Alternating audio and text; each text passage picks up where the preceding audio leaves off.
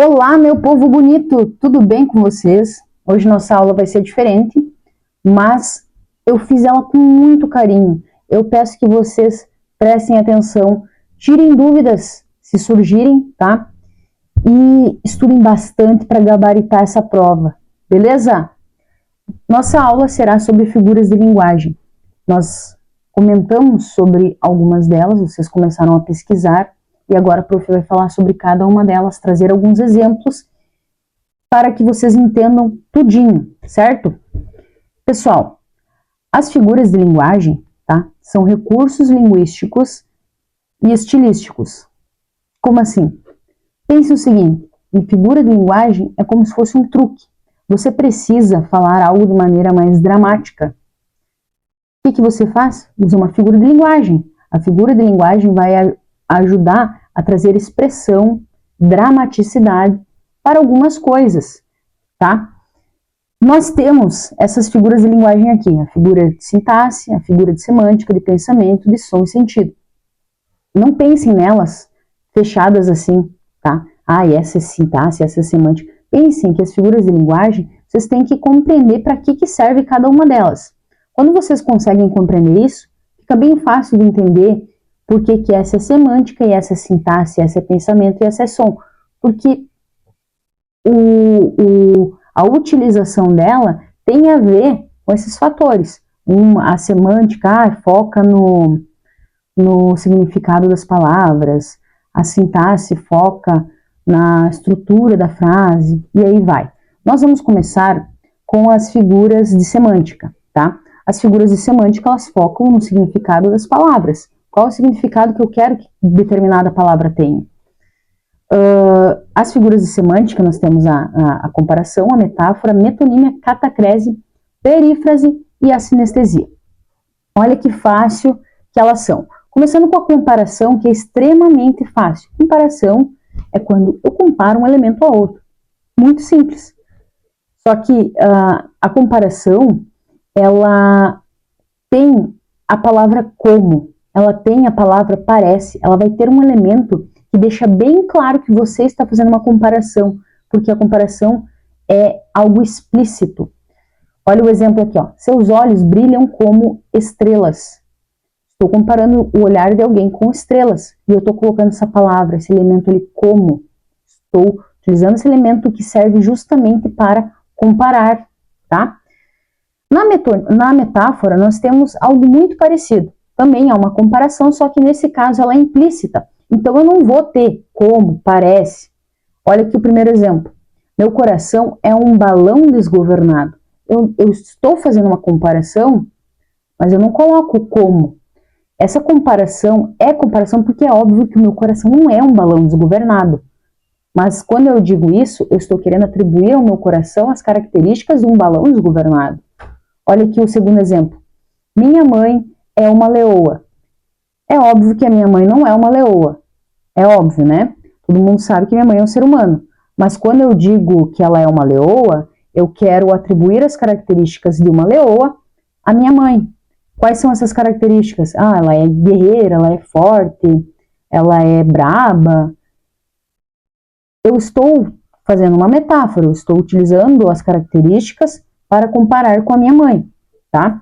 A metonímia é quando eu troco um termo por outro que tem uma relação próxima. Pode ser quando eu troco a obra pelo autor, pode ser quando eu troco a parte pelo todo, a causa pelo efeito, e aí vai. Olha aqui, ó, o primeiro exemplo. Gosto de ler Machado de Assis. Eu não leio Machado de Assis, né? Eu leio os livros do Machado de Assis. Mas quando eu digo isso, gosto de ler Machado de Assis, todo mundo consegue entender que eu estou falando dos livros dele. Eu troco a obra pelo autor. Olha aqui o segundo exemplo. Amo dirigir Chevrolet. Eu estou trocando a parte pelo todo. Chevrolet tem vários carros, inclusive o queridíssimo Celtinha. Eu amo dirigir o Celtinha. Esse é a parte, tá? Essa aqui é a parte. O todo é a Chevrolet. Então, a metonímia faz isso. A catacrese é extremamente interessante. Pensa assim, você tá lá caminhando e bate o pé, bate o dedinho no pé e dói demais. E você quer xingar aquilo em que você esbarrou. Mas você não sabe como chamar aquilo. E, ai, como que é o nome? O pé da mesa. Pois é, a catacrese é quando eu atribuo um nome por ter uma relação de semelhança com determinada coisa. Então, o pé da mesa, o braço do sofá, a boca do fogão, tudo isso são figuras de linguagem chamadas de catacrese, certo? No caso da perífrase, nós vamos ter a substituição de um nome, tá, por uma expressão, uma característica, uma expressão que identifique. Olha aqui o primeiro exemplo. A cidade maravilhosa atrai turistas. Você sabe qual é a cidade maravilhosa? Todo mundo sabe, é Rio de Janeiro, né? Então, quando eu, em vez de utilizar a palavra Rio de Janeiro atrai turistas, eu uso a cidade maravilhosa, que é uma expressão muito conhecida, utilizada para se referir à cidade do Rio de Janeiro. Isso é uma perífrase. Olha aqui o terceiro exemplo. O imortal tricolor é o maior. Todo mundo sabe quem é o imortal tricolor. É o Grêmio, é o Grêmião. Então, a perífrase é quando se faz isso. Se troca o nome por uma expressão que identifique, tá? Sinestesia é quando eu misturo sensações de sentido. Nós temos o tato, nós temos o olfato, o paladar, a visão, certo? Olha aqui, olha esse terceiro exemplo aqui, ó. Esse perfume é muito doce. Perfume, quando eu digo perfume, eu estou falando de algo que eu consigo perceber com o meu olfato. Quando eu digo doce, eu estou falando de algo que eu consigo perceber através do meu paladar. E aqui eu misturei dois sentidos, olfato, paladar. Perfume doce, certo? Isso é a sinestesia. Continuando, figuras de sintaxe. As figuras de sintaxe, elas estão aqui nesse bolinho porque elas se referem à estrutura de frases. Vocês já estudaram que nós temos uma estrutura lógica para frases, orações, períodos. Nós temos sujeito, nós temos verbos, complementos, e as figuras de sintaxe, elas modificam, elas mexem com essas estruturas. Então, nós temos a elipse, zeugma, anáfora, pleonasmo e anacoluto. Só nome top, né, galera? Elipse. A elipse é uma figura de linguagem que traz uma omissão. A omissão de um termo que todo mundo vai conseguir entender pelo contexto. Olha aqui no primeiro exemplo. Ela prefere café, eu chá. Eu o quê? Eu prefiro chá. Percebam que eu disse prefere, prefiro. Prefiro tá subentendido. O segundo exemplo, na sala, apenas silêncio. O que eu posso pensar desse apenas silêncio? Havia apenas silêncio? Existe? E aí vai. Todo mundo consegue entender qual que é o termo que eu poderia ter ali, pelo contexto. Olha que o zeugma, como é parecido. O zeugma é um tipo específico de elipse, tá? Ele vai fazer a omissão, só que nesse caso vai ser a omissão de um termo que eu já havia citado anteriormente. Olha o primeiro exemplo. Ele gosta de rock, ela de samba. Ela o que de samba? Ela gosta de samba. Aqui eu estou omitindo a palavra gosta, que eu já tinha citado antes. Então, na elipse, eu omito uma palavra que eu não havia citado antes, mas dá para entender pelo contexto. E no zeugma, eu omito uma palavra porque eu já havia dito antes. Certo? Anáfora. Anáfora é quando eu repito alguma palavra ou expressão para trazer, para reforçar uma ideia, tá? Olha no primeiro exemplo aqui. Amor é fogo que arde sem se ver. Amor é ferida que dói não se sente. Estou repetindo essa expressão, amor é. Amor é. Por quê? Porque eu quero reforçar qual é a minha ideia sobre amor. Ó, vamos embora, que esperar não é saber. Essa repetição de vamos, para que serve? serve para reforçar a ideia de ir todos juntos, de união.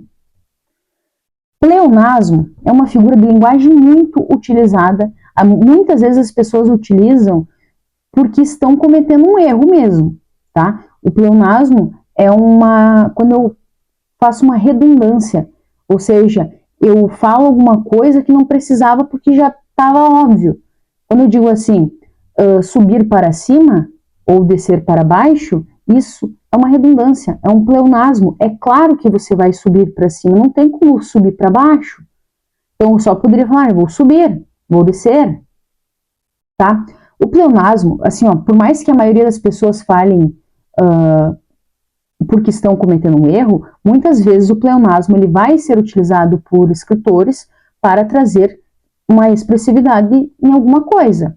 Olha aqui nesse segundo exemplo aqui, ó. Vi com os meus próprios olhos. É claro que você viu com os seus próprios olhos, não tem como ver com os olhos de outra pessoa, né? Mas quando se diz isso, é porque quer reforçar a individualidade,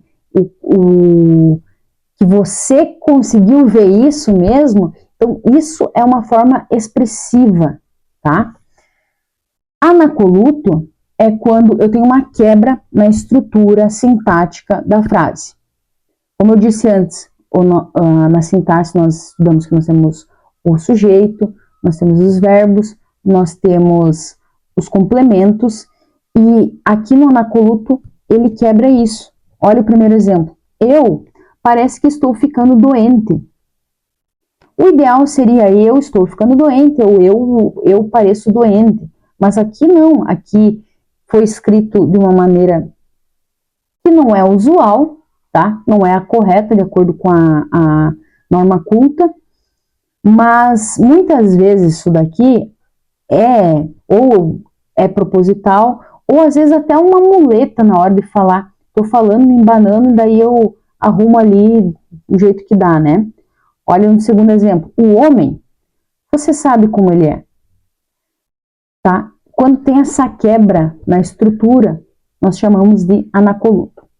Agora, continuando figuras de pensamento. E nas figuras de pensamento, que elas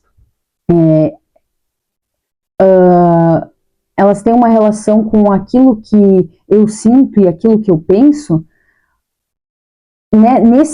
Nessas figuras aqui, nós vamos ter algumas mais figuras do que nas outras. Olha aqui, ó. Hipérbole, litótis, eufemismo, ironia, prosopopeia, antítese, paradoxo, apóstrofe e gradação. Mas é muito simples tudo isso. Olha aqui a hipérbole. A hipérbole, muitas vezes vocês cometem hipérbole. Acabaram de chegar no banheiro. Prof, eu estou explodindo de vontade no banheiro. Acabou de chegar do intervalo. Prof, eu estou morrendo de fome. Iniciou a aula. Prof, eu estou morrendo de sono.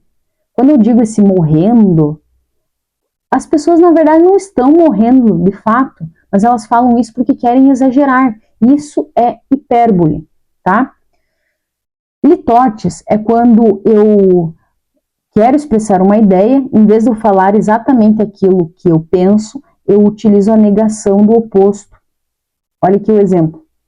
Ele não é burro. Quando eu digo ele não é burro, o que eu quero falar? Eu quero falar que ele é inteligente. A comida não estava ruim. Quando eu digo isso, eu quero dizer que a comida estava boa. Muitas vezes essa figura de linguagem é utilizada como forma de não dar o braço a torcer. Não falar assim de cara, ele é inteligente ou a comida estava boa, tá? Eufemismo é quando eu dou uma suavizada em alguma coisa que talvez soaria rude, tá? Olha o primeiro exemplo. Ele virou uma estrelinha. O que significa isso? Significa que uma pessoa morreu. Às vezes, para não falar isso, não ficar algo rude, se utiliza outras formas de falar. Ele possui uma inteligência limitada. Isso também é para não dizer, ele é burro. Então, se pensa uma maneira diferente, mais suave de dizer isso. A ironia é quando eu digo o contrário daquilo que eu penso, mas todo mundo percebe, porque é de uma maneira bem humorada, às vezes com uma intenção crítica. Olha o exemplo aqui, ó. Ao ver alguém fazendo algo errado, a pessoa fala, que lindo. Isso é uma ironia, tá? Claro que aquilo que a pessoa está fazendo é muito feio, mas em vez de falar que feio, fala, que lindo. E a pessoa que está fazendo sabe, porque ela sabe que está fazendo coisa errada, né? Ó, alguém chegou atrasado, daí a pessoa fala assim, você é muito pontual. Todo mundo sabe que isso é uma ironia, porque todo mundo sabe que a pessoa chegou atrasada. Então, ironia é quando você fala algo contrário daquilo que você pensa, tá? A prosopopeia, ela é muito conhecida também como personificação, que é quando eu dou características humanas a seres que não são humanos, tá? Por exemplo, o vento sussurrava segredos nas árvores. Quem que tem o poder de sussurrar? Somente o ser humano. Mas quando eu digo isso, eu estou querendo atribuir, tá, uma ação a um ser inanimado, porque há uma certa semelhança, certo? A antítese é quando eu tenho uma justaposição de palavras que têm ideias opostas. Como assim ideias opostas? Nós temos céu, inferno, noite e dia, frio, quente. Isso são ideias opostas. Olha aqui olhem esse segundo exemplo aqui, ó. Ando devagar porque já tive pressa. Devagar, pressa. São palavras, ideias opostas. Isso é antítese. Levo esse sorriso porque já chorei demais. Sorriso, chorei. Ideias opostas, antítese, tá? Paradoxo. Paradoxo, esse daqui é um pouquinho complexo de entender, mas é bem fácil também, tá? O paradoxo é quando eu falo algo que não faz sentido, mas se você refletir bastante, faz. Como assim? Olha aqui o primeiro exemplo. Quanto mais sei que nada sei. Isso não faz sentido, mas se você pensar bem, faz sentido.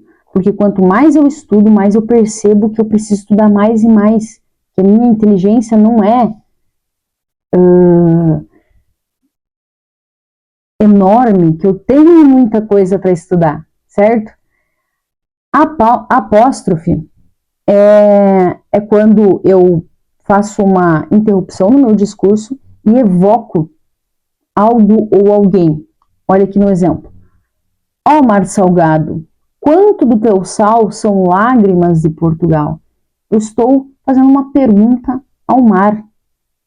O segundo exemplo, Deus, por que me abandonaste? Estou fazendo uma interpelação. Isso é apóstrofe, certo? A gradação é quando eu faço uma sequência de palavras ou em uma ordem crescente, que vai até o clímax, ou uma ordem decrescente, tá? Que vai até o anticlímax.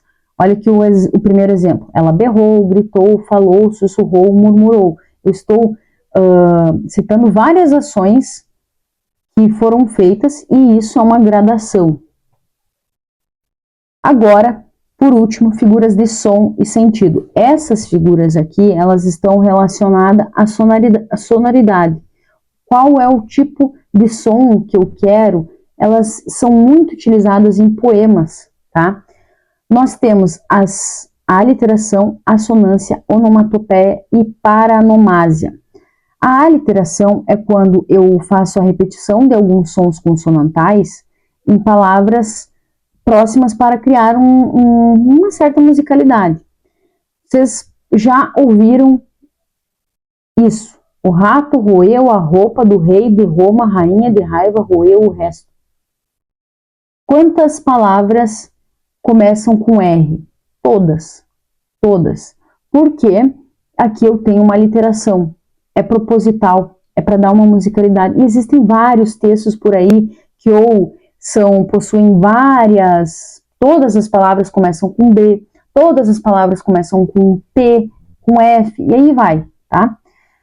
A assonância é parecida, mas nesse caso eu tenho repetição de sons vocálicos no interior das palavras. Olha aqui esse primeiro exemplo.